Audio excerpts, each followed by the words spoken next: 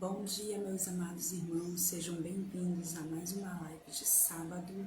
Meu nome é Lidiane, eu peço que vocês compartilhem esse vídeo, passe adiante a palavra do Senhor e visite o meu canal Filosofando com Deus lá no YouTube. Que vocês façam comentários e passe adiante, compartilhando, para que a palavra do Senhor seja propagada a mais pessoas, né? Então, hoje nós vamos falar sobre confrontados pela palavra, quando somos confrontados pela palavra. Algumas pessoas, quando são confrontadas pela palavra da verdade de Deus, umas aceitam e se arrependem, né? E tentam melhorar, mas simplesmente outras pessoas se irritam e arranjam desculpa porque simplesmente não aceitam ser confrontadas por essa palavra e não querem mudar. Umas porque já tentaram e não conseguiram e se sentem frustradas por isso, né? E outras porque simplesmente gostam de suas vidas como elas são, porque o pecado traz um certo gozo. Lá em Tiago 4:4 diz que aquele que se constitui amigo do mundo se torna inimigo de Deus, né? Então, o pecado ele traz um certo gozo, um certo prazer nisso, né? Ele, ao contrário da vontade de Deus, quando é feita na nossa carne, né? Que não produz um gozo momentâneo como esse gozo do pecado, porque o pecado ele traz um gozo momentâneo que logo vai embora e logo vem a culpa, dá lugar à culpa. Então, o pecado ele se torna gostoso, mas ele é momentâneo, ele não produz alegria eterna. Já quando a gente anda dentro da vontade de Deus, quando a gente aceita a palavra da verdade, quando a gente entende que a gente está andando errado, produz uma certa alegria, um certo prazer na gente. Já o pecado ele traz um prazer superficial, né? E quando a gente consegue vencer esse pecado e existe uma renovação de atitudes dentro da vontade de Deus, isso traz um gozo, uma felicidade que duram para sempre, né? Que perduram para toda a eternidade. Porque todo esforço de vencer o pecado produz vida e produz vida em abundância com Deus, né? Lá em Romanos 12:1 fala, né, que devemos apresentar nossos corpos em sacrifício vivo, santo e irrepreensível a Deus. Isso é o nosso culto racional. Paulo fala disso lá. Significa que devemos nos sacrificar a ponto de ultrapassar a própria vontade do nosso corpo, da nossa carne, né? Para fazer a vontade de Deus em nós, através de ações que vamos honrar a Deus com nossa vida e com nossas atitudes, do tipo, né? O que estamos fazendo com o nosso próprio corpo, né? Ele nos dá esse exemplo para que a gente não diga que a gente não tem nada a oferecer a Deus. Nós temos uma vida que Deus nos deu, né? Para que ninguém nos desculpa para não dizer que não tem nada a oferecer a Deus. Você tem a sua vida, o seu corpo, o que você está fazendo, como você está apresentando diante de Deus isso, e a sua vida, o seu corpo. Você pode honrar a Deus através disso e não usar desculpa para nada, né? Em 1 Coríntios 6:19 ele diz: não sabeis que o nosso corpo é o templo do Espírito Santo, que habita em vós proveniente de Deus, e que não sois de vós mesmo, porque fostes comprado por bom preço. Que preço, né? Esse preço quem pagou foi Jesus, que morreu por mim e que morreu por você, né? Naquela cruz. Devemos ter gratidão para com Ele e viver de uma maneira que possa honrar essa vida que Ele nos deu. As pessoas não querem simplesmente mudar, porque mudar dá trabalho, né? Isso é obras, mudar é uma prática de amor, né? E amar dá trabalho. Lá em Lucas 9:23 ele fala: aquele que quiser me seguir, tome a sua cruz e me siga, ou seja, negue-se a si mesmo, né? Amor é atitude, não é um sentimento, né? Devemos agir mesmo que a gente não sinta vontade de mudar, devemos nos entregar a Deus e pedir ajuda dele para que essa mudança aconteça dentro de nós, mas existe um esforço para tudo isso, né? E existe uma quebra de atitude, com uma quebra de aliança com aquele velho homem e a implantação de novas atitudes, né? Com um novo homem, Jesus disse: ninguém usa retalho de pano novo para remendar uma roupa velha, pois o remendo novo encolhe e rasga a roupa velha, aumentando o buraco. Ninguém põe vinho novo em odres velhos. Se alguém fizer isso, os odres rebentam, o vinho se perde e os odres ficam estragados. Mateus 9, 16, 17. A gente não pode ter uma nova vida com Cristo e esperar que essa vida com Ele dê certo se você ainda tem velhas atitudes, né? De pessoas que não conhecem o Evangelho. Deus é amor e ele diz: vinde a mim como estais, lá em Mateus 11, 28. Mas, porém, ele faz um processo de limpeza dentro da gente, em nós, em nossas atitudes, no nosso sentimento, uma renovação na nossa mente. Por quê? Porque ele nos ama. Como? Ele nos incomoda através do Espírito Santo quando fazemos algo que desagrada a Deus. O nosso coração não fica em paz. A gente sente que errou e o Espírito nos incomoda dizendo: olha, você não deveria ter agido assim, né? Você não deveria ter feito isso, você não deveria ter agido assim, mas, né? Porque você já é nova criatura, você já conhece a palavra da verdade, ela te traz luz para que você tenha esse entendimento. Assim ele nos muda. E por que ele nos muda? Porque ele nos ama. Ele fala: vinde a mim como estais, mas ele nunca vai deixar a gente do jeito que a gente está. Ele vai lavar as nossas vestes e vai nos purificar, né? Porque esse amor dele é tão imenso que ele quer que onde ele esteja, nós estejamos também. Lá em João 17, 24, Jesus diz, orando: Pai, aquele que me destes, quero que onde eu estiver também eles estejam comigo, para que vejam a minha glória e que me destes, porque fui amado mesmo antes da fundação do mundo. E quando Jesus também estava para subir aos céus, ele fez essa mesma declaração e firmou essa aliança com nós, dizendo lá em João 14, verso 3: e se eu for, prepararei um lugar e virei outra vez e vos levarei para mim, a fim de que onde eu estiver, estejais também vós, né? Então Jesus nos limpa, nos purifica. Ele quer que estejamos separados do mundo para que nós possamos habitar com Ele.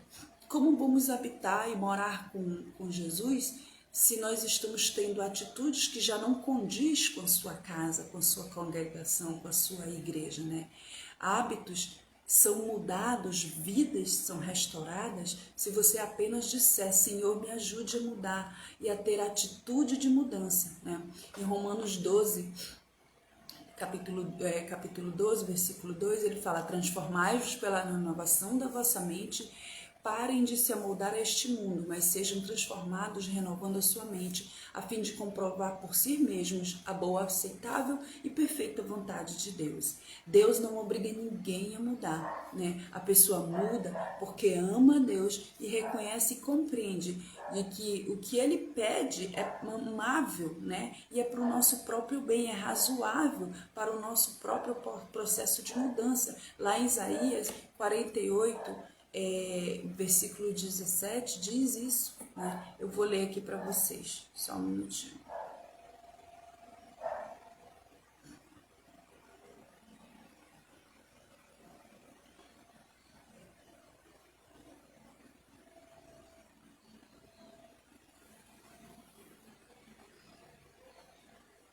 Isaías,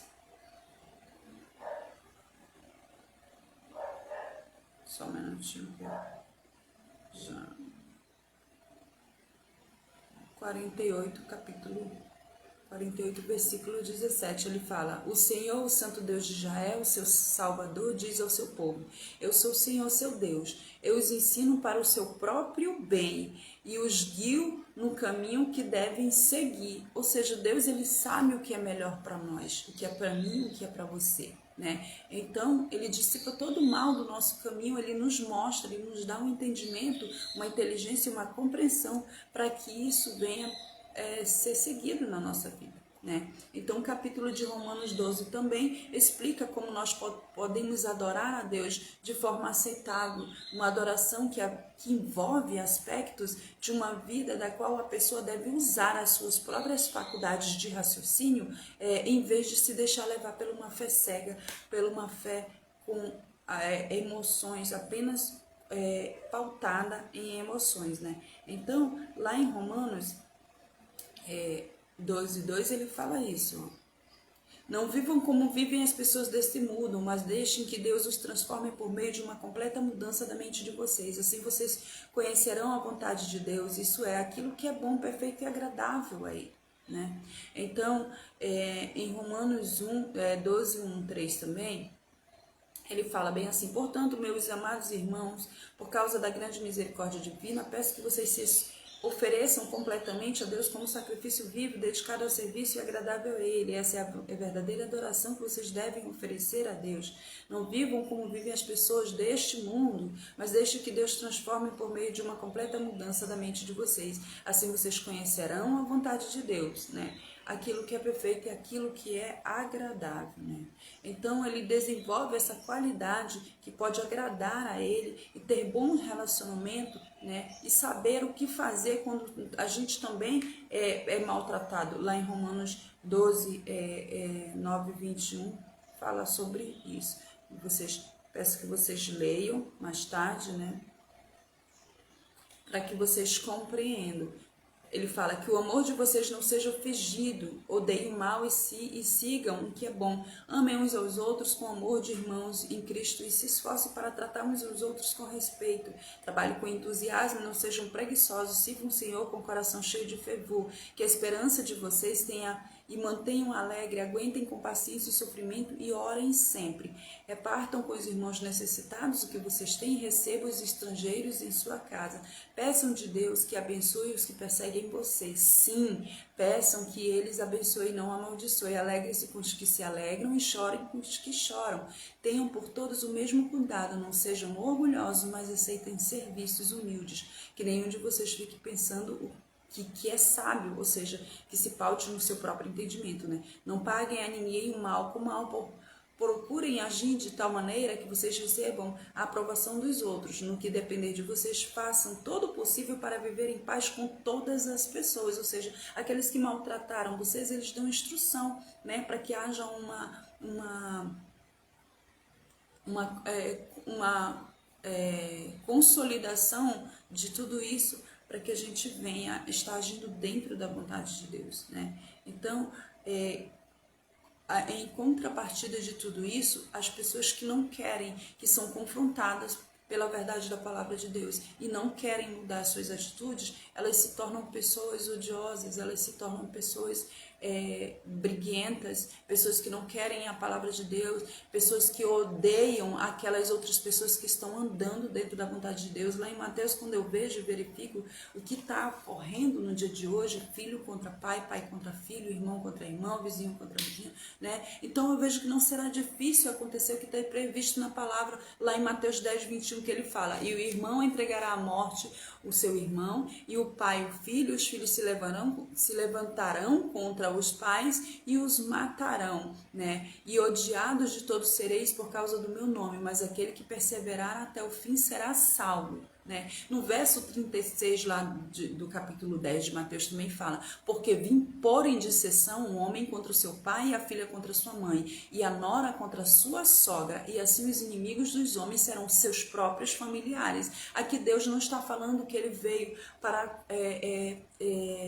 causar briga porque ele quer, mas sim porque a palavra da verdade, daqueles que estão andando dentro dessa verdade, vão incomodar aqueles que não estão andando dentro da verdade. Esses que não andam dentro da verdade vão odiar essas pessoas e que não querem servir a Deus. E isso trará uma divisão, né? Porque uma vez a gente sabe que as trevas não se juntam com a luz. Então vai haver aí uma contenda, uma briga, uma separação. Nós somos separados, né? Porque temos novas atitudes de novas criaturas, temos a mente transformada através da palavra do Senhor, iluminada por ela. E muitas pessoas que não estão dentro dessa verdade, que não querem adquirir essa verdade, porque não querem fazer um próprio esforço em seus corpos, né, em suas atitudes, e sacrificar as paixões da sua carne, elas entrarão em contenda com essas outras pessoas, né?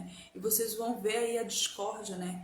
E nós vemos isso também quando os discípulos iam pregar a palavra de Deus, né, pelos povoados. Uns ouviam e se convertiam, outros apenas odiavam os discípulos, atiravam eles na prisão, né, testemunhavam coisas, mentiras sobre ele para que eles fossem presos, porque eles odiavam a palavra de Deus e eles odiavam aquilo que os discípulos estavam pregando, porque eles não queriam se arrepender e sair das suas práticas mundanas antigas, né? Vamos ler lá Efésios 4? Efésios,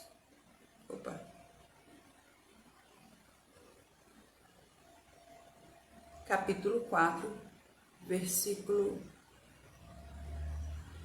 22.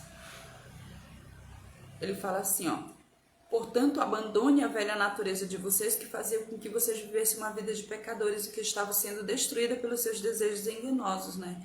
É preciso que o coração e a mente de vocês sejam completamente renovados. Vistam-se com a nova natureza criada por Deus, que é parecida com a sua própria natureza e que se mostra na vida verdadeira, a qual é correta e dedicada a Ele. Porque nós somos imagem e semelhança de Deus, então a gente tem que viver em conformidade com isso, né? E não com as nossas próprias vontades, com as nossas próprias atitudes. Lá em 2 Coríntios, capítulo 11, a partir do verso 4, nós vamos ler assim, ó: porque vocês suportam com alegria qualquer um que chegue e anuncia a Jesus diferente daquele que nós anunciamos, né? E aceita um espírito do evangelho completamente diferente do espírito de Deus e do evangelho que recebo de nós. Isso é para aquelas pessoas que dizem: ah, mas Deus é amor, Ele me ama do jeito que eu sou. Sim, Ele te ama do jeito que você é, mas Ele vem fazer uma renovação em você. Você tem que procurar ter novas atitudes dentro da palavra de Deus. Você tem que escolher, você tem que querer, você tem que deleitar-se, ansiar por isso, né? Assim como lá em Salmos 42 ele fala: como a corça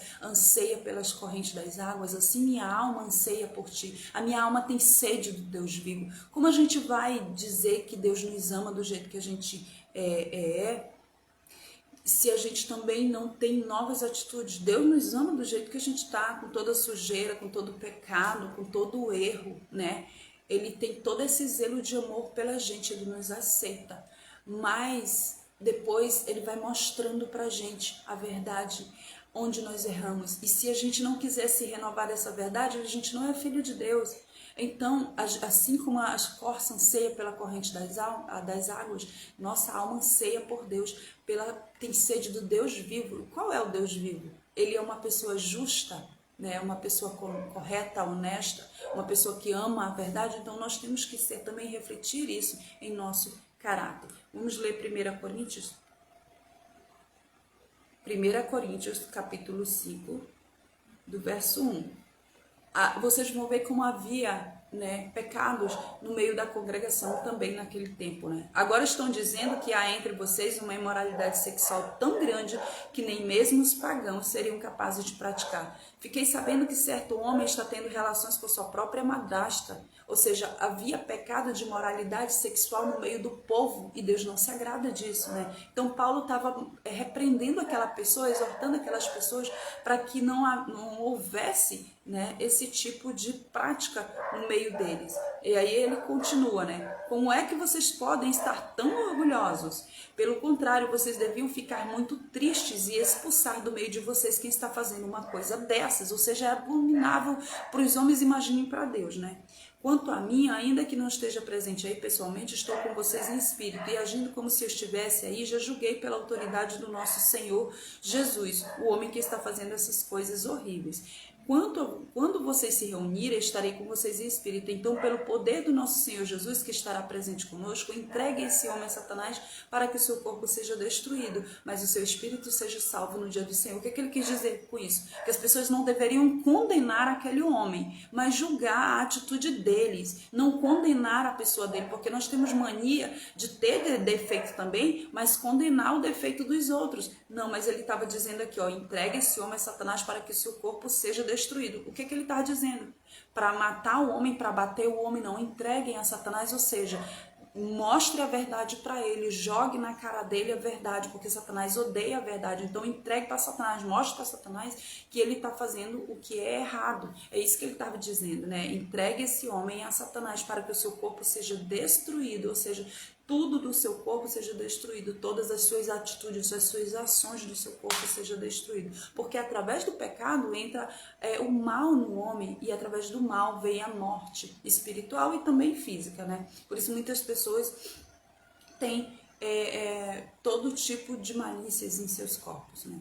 Mas o seu espírito seja salvo no dia do Senhor, ou seja, para que o seu espírito reflita em Deus, veja a verdade que há nisso tudo e ele venha se arrepender. Quem sabe, essa era a esperança de Paulo, que aquele homem viesse se arrepender e se entregasse para Deus, né? Então ele fala isso aqui em 1 Coríntios capítulo 5, que havia uma imoralidade no meio daquele povo que Deus não se agradava, né? Então, que no meio deles tinha isso. E aí ele continua, não está certo que vocês estejam orgulhosos, vocês conhecem o ditado, um pouco de fermento leveda toda a massa, ou seja, fermenta toda a massa, joguem fora o velho fermento do pecado para ficarem completamente puros, aí vocês serão como massa nova e sem fermento, como vocês de fato já são, porque a nossa festa da Páscoa está pronta. Eles iam ter naquela época uma festa de Páscoa, e a Páscoa já estava perto, então as pessoas tinham que se purificar para viver aquela Páscoa. Como é que elas iam em hipocrisia com suas atitudes,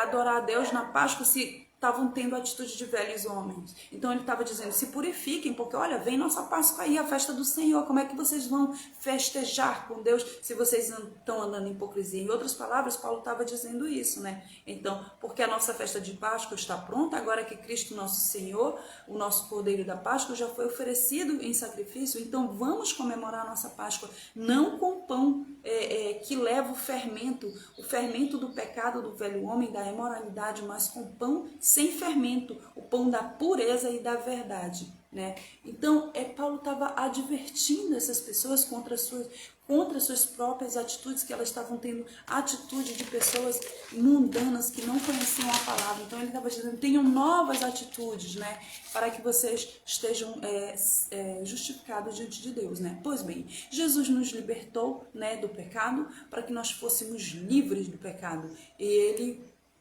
não pagou nossa dívida para vivermos mais nos atos de escravidão do pecado. Ele nos leva em um novo ciclo, para que nós possamos ter umas novas atitudes, diferente do pecado que continua naquele ciclo vicioso, né, que leva você a ter uma vida ruim, e esse ciclo nunca tem fim, se você não quebrar com novas atitudes, pois Jesus veio para romper esse ciclo, para que nós alcançássemos um padrão de vida, né, melhor, uma vida em abundância que cresce à medida que você se permite ser mudado e moldado por Jesus, com novas atitudes, novas práticas, uma nova vida para você, né, agora. E não escolha se você viverá uma vida simplesmente como se fosse uma gambiarra, né, em sua vida, né, misturando coisas velhas com atitudes novas. E veja bem, né, eu tô falando aqui, por que eu tô falando usando essa palavra gambiarra? Porque muitas pessoas usam isso no dia a dia. Eu fiz uma gambiarra aqui para funcionar a minha bicicleta, fiz uma gambiarra aqui para funcionar o meu carro, eu chegar até ali, fiz uma gambiarra um aparelho aqui que não estava funcionando até eu comprar uma nova peça. As pessoas usam isso, né? Então, por que eu estou usando essa palavra gambiarra? Porque todo mundo conhece essa palavra, né? Então, que a gente não use uma gambiarra na nossa vida com velhas atitudes, misturando com novas atitudes, pensando que a gente vai ter uma vida boa, né?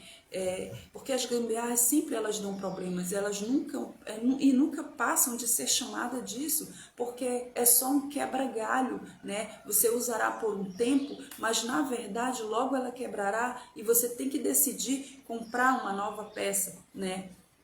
Para que o seu aparelho, o seu carro, onde quer que seja que você tenha usado ou feito uma gambiarra, funcione perfeitamente. Ela só ilude você por um tempo, a ponto de funcionar, né? Mas a verdade é que você sabe que você deve renovar a tal peça e comprar uma nova peça, né? Ou seja, trazendo para cá, para dentro dessa pregação sobre novas atitudes, você tem que ter uma nova vida, né, diante de Deus. Você tem que decidir mudar, né? E não pôr uma gambiarra na sua vida, né? E também nós não podemos nos iludir pensando que tendo práticas antigas, sem confissão de pecado, sem mudança de atitudes, nós vamos ter uma vida plena em Cristo. Isso é mentira, né? Uma vida cheia, uma vida abundância, uma vida cheia de vigor, força, né? Renovada, uma vida que traz paz. Não. Se você não tiver novas atitudes, você dificilmente terá essa paz que excede todo o entendimento do mundo que Cristo nos dá. Porque simplesmente a gente não pode fazer uma gambiarra na nossa vida, né? Se simplesmente você não impor para você a mudança de atitude, de não vivermos uma vida antiga, mas sermos renovados, né? Termos a mente de Cristo. A mudança, se a gente não trouxer a mudança, não viveremos o melhor de Deus em nós. Na nossa vida requer novas atitudes, novos pensamentos, novos parâmetros que determinarão como vai ser a sua caminhada com Cristo se você tiver uma vida verdadeira e uma vida sem hipocrisia, firmada dentro da palavra de Deus, como numa rocha, sabe? Lembre-se que varrer a sujeira para debaixo do tapete não é uma boa ideia e não é uma resposta segura. Seja verdadeiro consigo mesmo, faça uma autoanálise de suas atitudes, veja onde você precisa mudar, o que você precisa ser moldado por Deus. Peça ajuda do Espírito Santo, porque Ele deliberadamente lhe ajuda, né? Lá em Isaías 64, vamos lá, ele fala assim. Peraí que deu lag na minha Bíblia online. Isaías, capítulo 65, perdão, gente. Capítulo 65, versículo 24. Ele fala: antes mesmo que me chamem, eu os atenderei. Antes mesmo de acabarem de falar, eu responderei. Ele está dizendo aqui que ele conhece tudo da gente. Antes da gente ter anseio por algo, ele já conhece as nossas aspirações, os nossos anseios, as nossas petições, o nosso pedido de oração. Mas ele espera que a gente faça para que isso seja consolidado entre aquilo que ele sabe, né, e seu livre-arbítrio de falar. Ele quer que você use o seu livre-arbítrio, né, livremente. Então veja onde você precisa mudar, peça ajuda do Espírito Santo e lute, vigie e ore todos os dias. Tenha atitudes que vão se tornar hábitos a partir das ações que você tem para com Deus, né? São ações de amor para com Deus, né? E que Ele ajudará a enxugar. Ele fala que eu ajudarei a enxugar dos seus olhos ou do seu rosto toda a lágrima. Eu farei mais feliz e mais abençoado. Então essa é a palavra de Deus para nós hoje. Peço que vocês compartilhem essa live. Até a próxima, se assim Deus permitir.